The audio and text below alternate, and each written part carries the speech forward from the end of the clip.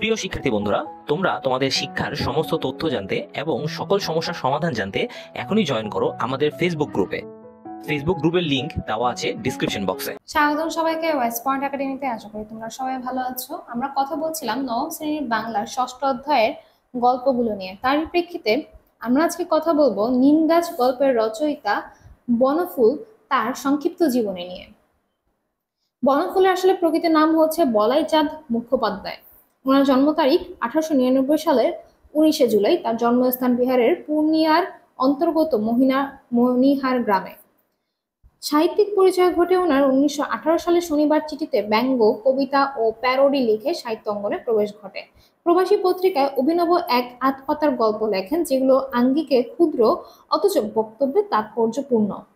তার উল্লেখযোগ্য রচনার মধ্যে উল্লেখযোগ্য গল্প গ্রন্থ হলো বনফুলের গল্প, বনফুলের আরো গল্প, বাহুল্য, বিন্দু বিসর্গ, অনুগামিনী, তন্নি, উর্মিমালা, দূরবীন। উল্লেখযোগ্য উপন্যাস তৃণখণ্ড, কিছু বন, দ্বৈরথ, নির্মক, সেও আমি, জঙ্গম, অগ্নি। কাব্যগ্রন্থের মধ্যে রয়েছে বনফুলের কবিতা, ব্যঙ্গ কবিতা, চতুর্দশপদী। তার জীবনী নাটক রয়েছে উল্লেখযোগ্য শ্রী মধুসূদন বিদ্যাসাগর। তিনি বিভিন্ন পুরস্কার সহ পদ্মভূষণ উপাধি লাভ করেছিলেন। 1979 সালের 9 ফেব্রুয়ারি কলকাতায় মৃত্যুবরণ করেন।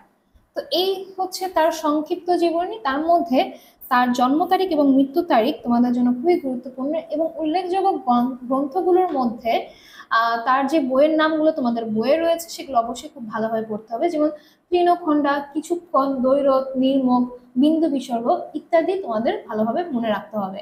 এছাড়া আমরা আগামী ক্লাসে নিমগাছ গল্পটি পড়বো। সেই গল্পটি কিন্তু তার অদৃশ্য লোক গল্পগ্রন্থ থেকে নেওয়া হয়েছে।